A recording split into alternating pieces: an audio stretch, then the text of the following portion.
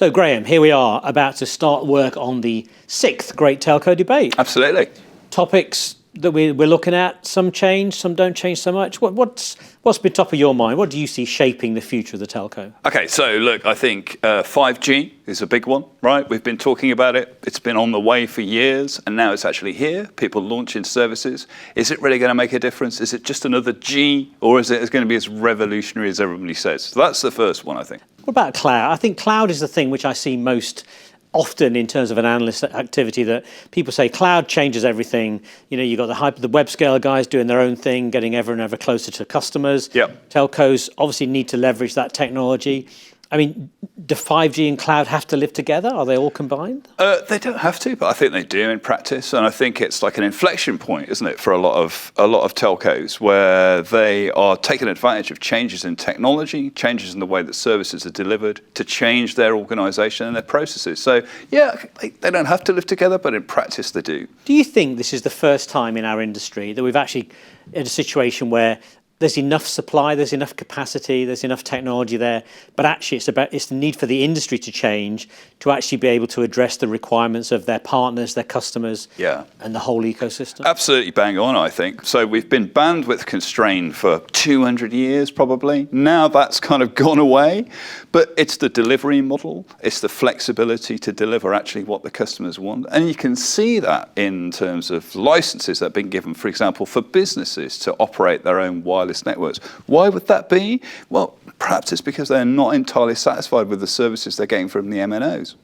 And they want control. I mean, yeah. we as consumers want more control, don't we? Absolutely. And I think the interesting thing I find a lot is that the connectivity bit, the connectivity conundrum, as we call it in the debate, is that, you know, it's never been so important, and yet less revenue comes against it. Yeah, exactly. And that's a huge challenge, isn't it, for MNOs? I mean, there's no doubt that they're still relevant. We still need to connect one thing with another thing. In fact, arguably, millions, billions of devices need connectivity with IoT.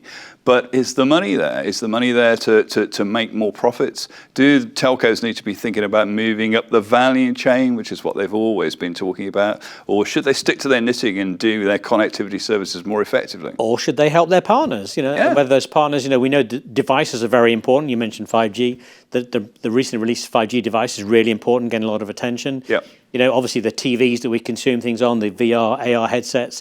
So a lot of the pieces are out of the control, and therefore it's changing the culture, the dynamic within the telcos to actually be able to say, yeah, we're good partners, we'll work with you, we know what you want, and therefore we'll deliver it the way you want it delivered. Absolutely, yeah. I mean, there's a huge opportunity, isn't there? There's a lot more people coming into this field from all over the place, from, you know, kind of entering the telco market through the back door almost, right? But there's an opportunity to partner with those guys, as you say, and that's very exciting. I think the Webscale guys really, so the scale they've got, literally global scale, you know, the power, the stuff they're doing, breaking down the barriers, and they're attracted to the customers, but whether they're consumers or businesses, because they make it simple. Yeah, exactly.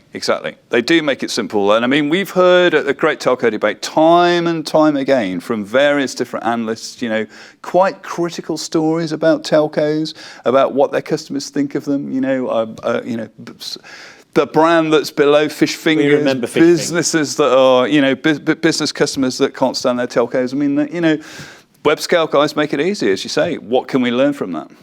And on December the 10th, we'll bring expert witnesses from telcos, from suppliers, from third parties, from the Webscale guys, other expert witnesses, regulators, legal lawyers, whatever, to put their perspectives in, and we will literally debate, because we don't want to just hear marketing pitches.